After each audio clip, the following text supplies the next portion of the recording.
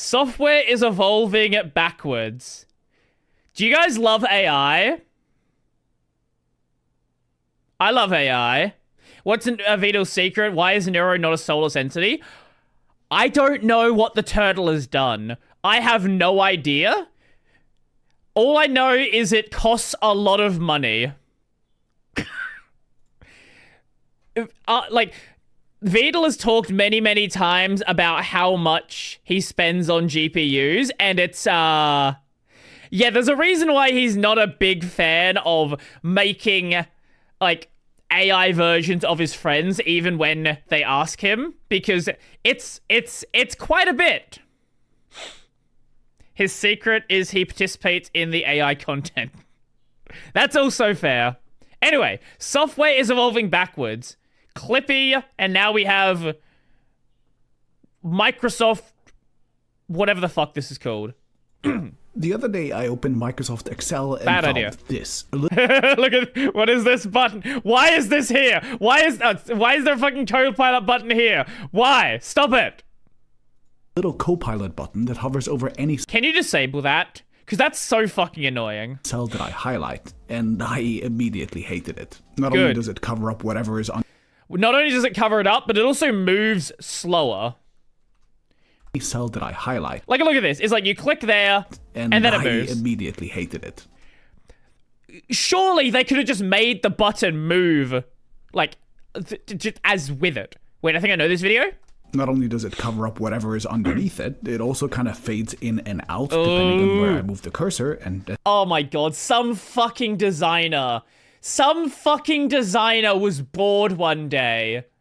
That doesn't need is to do underneath that. It also kind of fades in and out depending on I hate designers so much, man.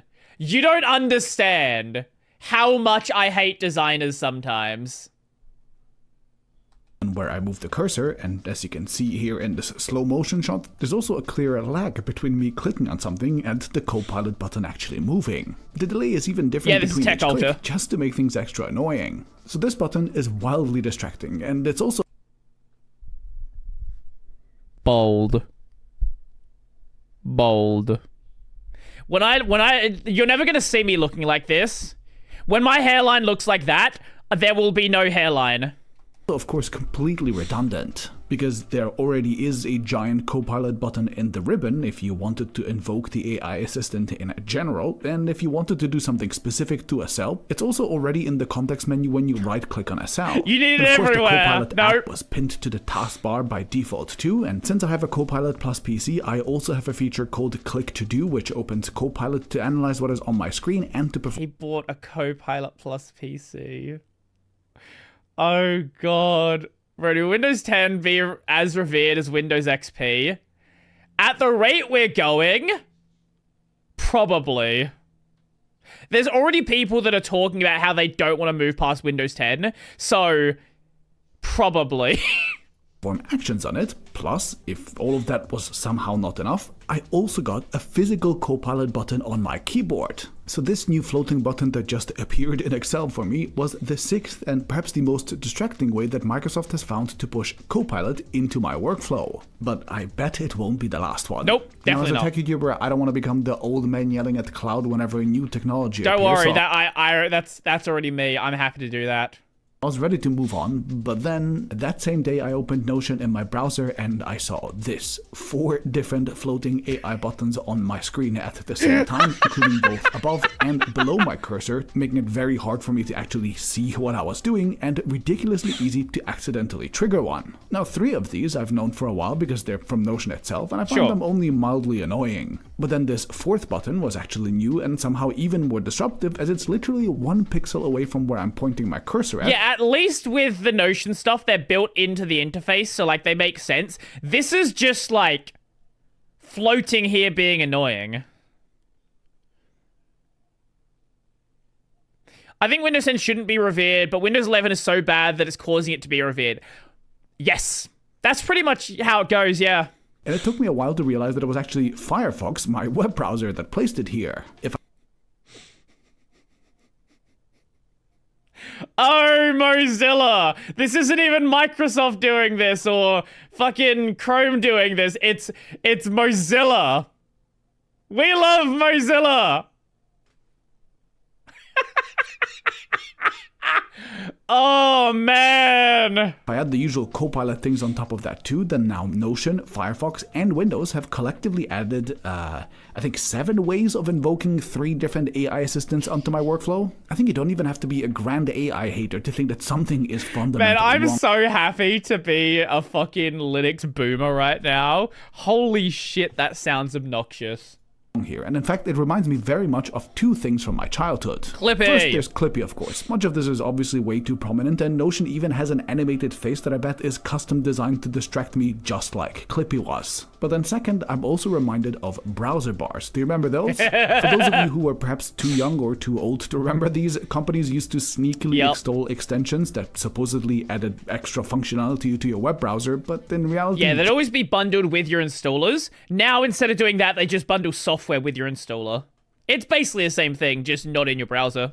Just acted as promotional vehicles for their services, even though you didn't really ask for them. And the way that now every month or so a new AI button appears in my workflow feels exactly like that, especially since Microsoft and Notion both charge money for their services, while Mozilla presumably wants to make money through eventually having a revenue sharing agreement with their AI provider, just like they have with Google. Most of these buttons are added to my workflow not because I asked for them, but because the company wants to sell me a product, and now I have to find a way to turn most of them off if I don't want them. Yep. Now, Firefox at least makes theirs pretty easy right here, but with Notion, for example, I would have to contact their support team and ask them to turn it off manually. What? What do you mean you contact support for them to turn off a toggle?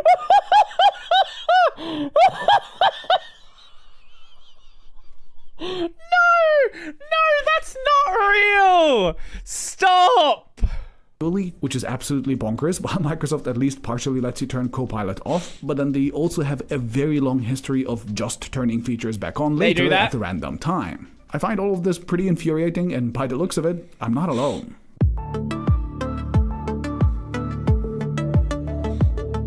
3 minutes into the video, we have an intro. Examples that I want to show you, but before that, I want to make clear that I'm not inherently an AI hater. For example, multiple times now, I recorded audio with the wrong microphone, like in this case, my smartphone. And then Adobe's voice AI magically fixed that audio and made it completely usable for a YouTube video. That's great. Or I also love the AI. That's actually surprisingly good. Huh. It sounds like hyper compressed. Microphone, like in this case, my smartphone. And then Adobe's voice AI magically fixed that audio and made it completely usable for a YouTube video. If you just told me that was just a really compressed audio stream, I would believe you. That's really fucking good. What the hell? Sure. Okay. Like, it's obviously directly basing it off of his voice. But even so, like, that's really good. That's great. Or I also love the AI features of my video editing software, DaVinci Resolve, which allows me to make, for example, magic mask cutouts that I literally would not be able to do in any other way. I also recently messed up my finger pretty badly, and so for this very video, I used Samsung's voice recorder app to do my usual ideation in, instead of typing things out, and the app did transcriptions and summaries, and it even found a pretty funny title for one of my recordings. There was someone who got very annoyed by the fact that I generate subtitles for my videos because there was like 3 spelling mistakes.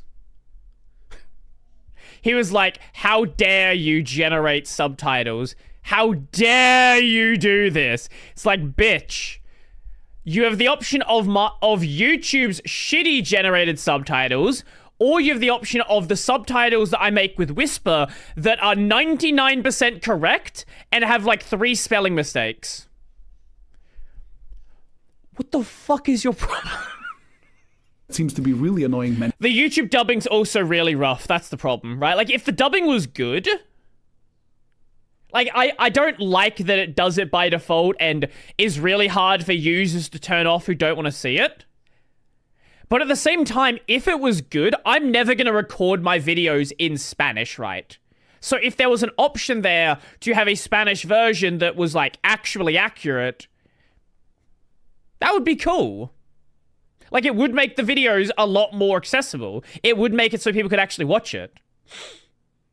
Any of you as well. I posted on my social media channels to see if all of you had similarly annoying experiences as well, and yeah, you gave loads of really horrible examples. The most consistent complaints that I got by far were from Microsoft Office, and I could definitely see why. I would say 07 was where I really enjoyed, but 2013 solid as well. For the first time in a while on my laptop, and the default experience was immediately insane. Without even doing anything, the app launches on a Wait, there's just... Oh my god. How does schools function anymore? Hold up. Wait. Directly in Word, there's just a thing to generate an essay.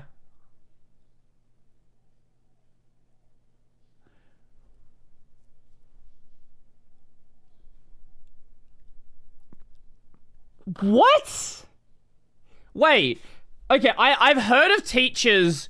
So I've heard of teachers that are literally getting their students to write essays on paper because of shit like this. I didn't know it was this bad. Like, I knew obviously ChatGPT and all that stuff. I didn't know it was like directly in Word and taking up like the fucking quarter of the screen. Distracting animation that pushes the page down and adds 4 different text boxes on top. On my laptop, these boxes together... Remember when Word was like really simple? Let me show you 07 Word. Word 07.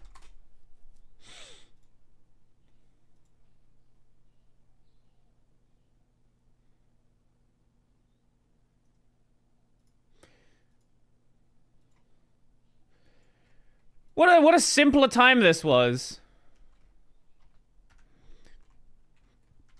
You just have your buttons up the top here. They're not anywhere near as big either. And that's all. No stupid AI buttons, nothing like that. Just everything you need right here. 2010? Let me have a look. Maybe 2010, it was also a good... Ah, yes. Okay.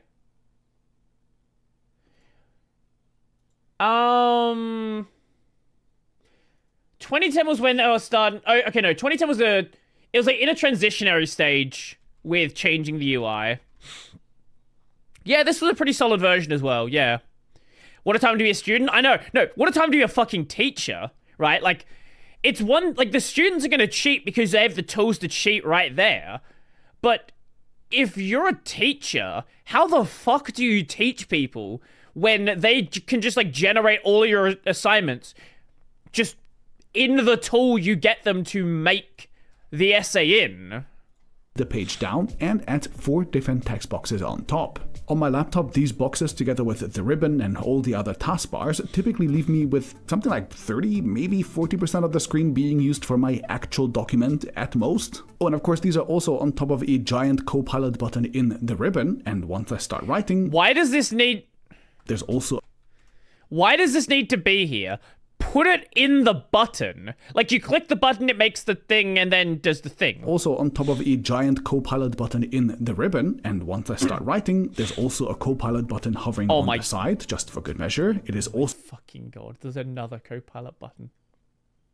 So, of course, in the context menu, and when I delete that, Word also helpfully points out that I can press Alt+I to draft with Copilot. I mean, what the hell? But if you thought that is bad, somehow Outlook is even worse. Opening the app on my phone immediately greeted me with a full-screen Copilot. Ooh, he's got a foldable phone. He's a fancy boy. And I got the same on my desktop too, because Outlook for some reason really needed to tell me that Copilot can generate themes for my email. To be fair, that's actually kind of nice. It's dumb, but I will accept this as a use of AI. Email client to add Zing to my mailbox. Full screen pop-ups are about the most disruptive things an app can do to a user. If it just does it as an update, I don't really care that much. Only once. Worth that? How? Anyway, once I'm past that pop-up, I open the first email in my inbox and I get a Copilot button that lets me reply to or summarize the email. And like the first email I opened was an automatic email from OneDrive telling me about a file that was shared with me. And I really don't know what you'd reply to that or what there's to be summarized. But hey, Microsoft also put a whole bar on top which says summary by Copilot. Let's see what this does. It literally takes you Longer to generate the summary than read the email. After a solid 19 seconds of waiting, which I've sped up, the summary says, Maya shared a document titled... Oh. Did it stream die for a second?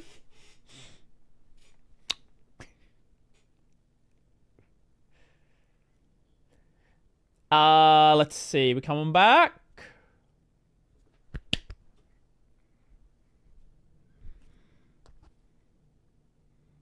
Is it working? Are we not working? Wait, I'm so confused. Okay, it is broke. Okay, yes. We good now? Should be good. Nope, we just died again.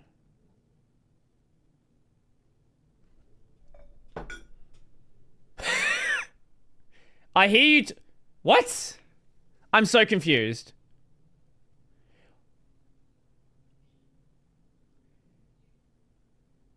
We had a double. Okay. Yeah, that's a new one. Hello, YouTube. Hello. Are we good now? Have we returned back to the world of the living? Haven't had a double death before. That's a new one. Hello, Boride. Yes, I got the Boride in the connection. 19 seconds of waiting, which I've sped up. The summary says, Maya shared a document titled Document with you via a link that works for everyone. What a great summary. It's all so dumb. Like, why does Microsoft feel the need to summarize an email that it itself sent, which it should know doesn't need a summary? Like, at least of your own things. Why are there 2 buttons for summarizing this thing?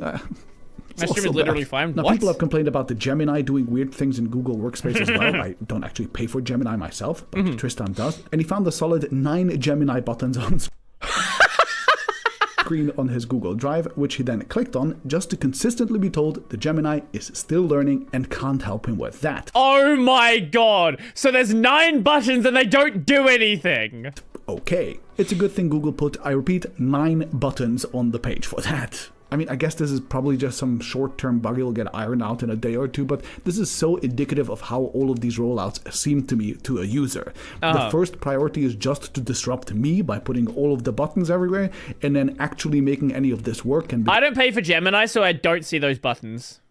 become useful. Well, that's like priority number 40. And actually, AI wanting to summarize everything, even things that don't make sense to summarize, is one of the core frustrations that I've heard from many of my viewers. My viewer Kate says that she uses an app called ProQuest Dissertations and Thesis Global, and that program wants to summarize everything, including the titles of documents. So from the title, Evaluating Knowledge and Attitudes Towards Dengue Fever and its Vaccination Among Medical Staff in China, a questionnaire-based study, the program decided to summarize that and say this document provides valuable insights into the current state of knowledge and attitudes towards dengue fever and vaccination among medical staff in China. That is obviously just rewording things and taking out random details, and it's not even any shorter. Summarizing titles made sense in the first place. Better yet, Kate says that this feature can't be turned off until a software update is released. Now, perhaps an even more outrageous complaint I got was from Xiaomi users who claimed that when you highlight text on a Xiaomi phone now, an AI button has taken the place of the copy button, which was instead moved to be under the 3-dot menu. No! No! What?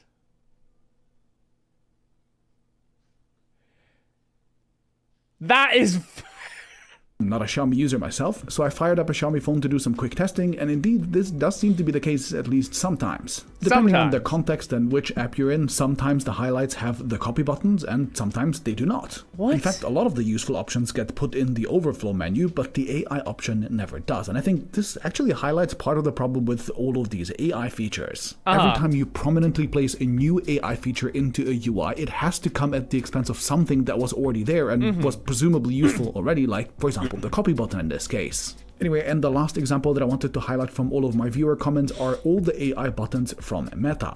No matter if in WhatsApp, Instagram, or on Facebook, I got tons of comments about these being really annoying and just really in the way. Fun fact, I randomly opened my WhatsApp to try it out, and I apparently have a chat history with Meta AI about Sina Uno lottery results today from April earlier this year. Sure. I have zero idea what this is. I have no memory of having ever asked Meta about what appeared to be lottery results from Colombia. And from what I can tell, this perfectly sums up Meta AI. Just a box you can't.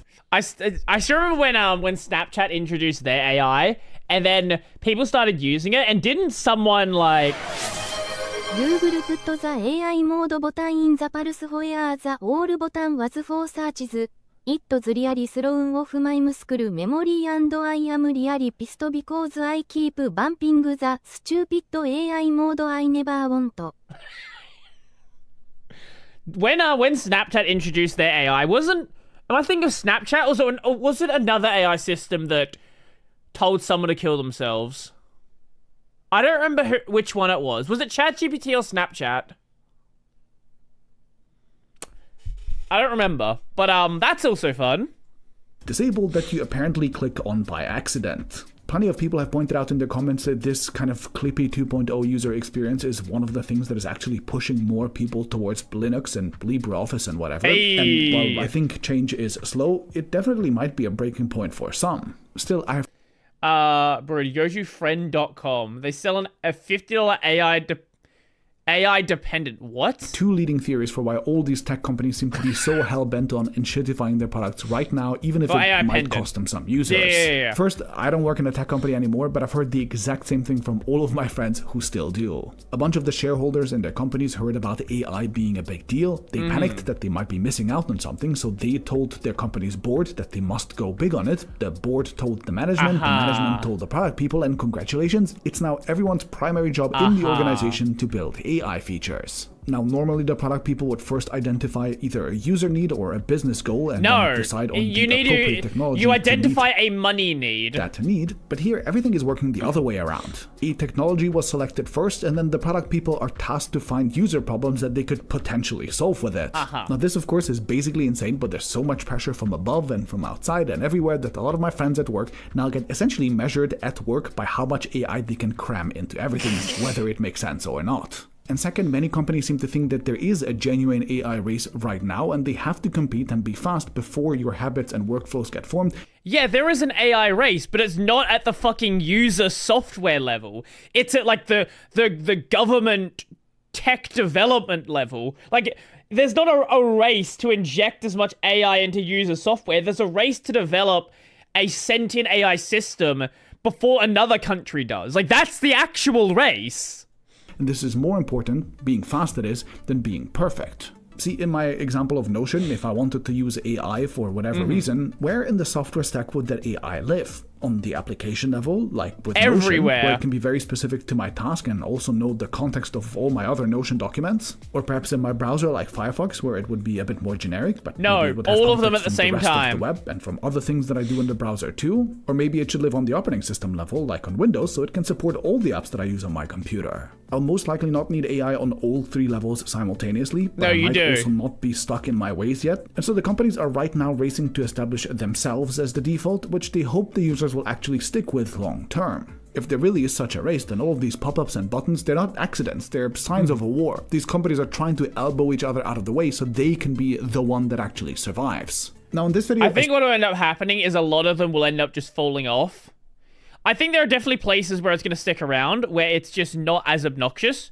Like, AI tooling within development apps, even though it's really fucking obnoxious, and I hate it, I do think it's not so annoying that it's going to go away. And there are people growing up as developers now that are really starting to like it. And they're sort of basing their entire development workflow around AI.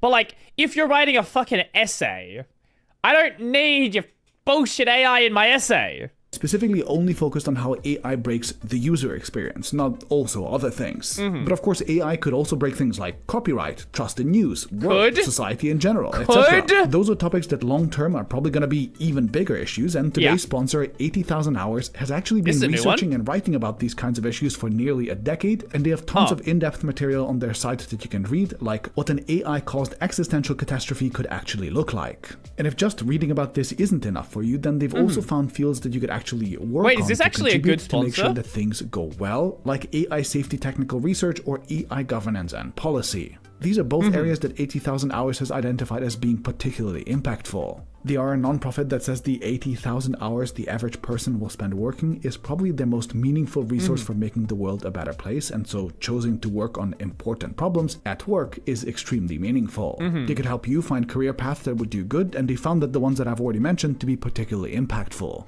80,000 Hours covers many areas beyond AI 2, of course, from pandemic preparedness to nuclear war, animal welfare, climate change, and more, and they make all of their advice and research available on their site for free. They even have a podcast where they have conversations with experts in these fields across nearly 150 episodes. If that sounds interesting, you can get a copy of 80,000 Hours' career guide, which distills their most important research into one volume for free at 80,000hours.org/techaltar. That link is also down in the description. That's a great place to start, and if you're wondering, everything that they offer is for free because they are a non-profit. So check them out at 80,000hours.org/techaltar to get started, and I'll see you next Did Friday. Twitch start updating?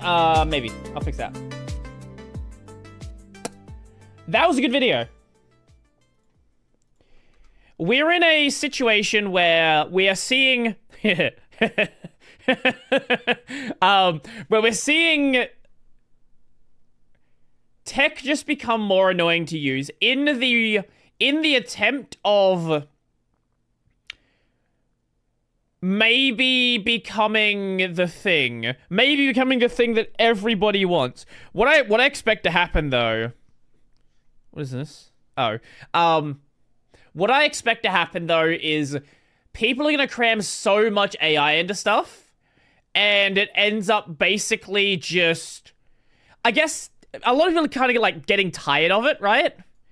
And I expect like it's kind of going to be like Clippy in this case. We love Clippy. Where it's going to become so prevalent and it's going to be injected into so many things that people just kind of start ignoring it. That's what I expect to happen. What is this? What have you...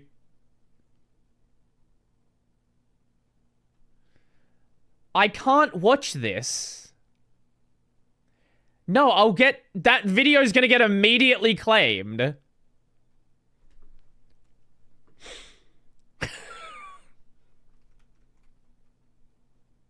Add blindness for anything... But for anything marked AI. Exactly, yeah. I'll be back in just a sec. And then we will... Maybe we'll watch the... No, it's just clips from the NEP anime. We'll go watch that Red Joker video because I am, as always, a Red Joker enjoyer. Anyway, back in just a second.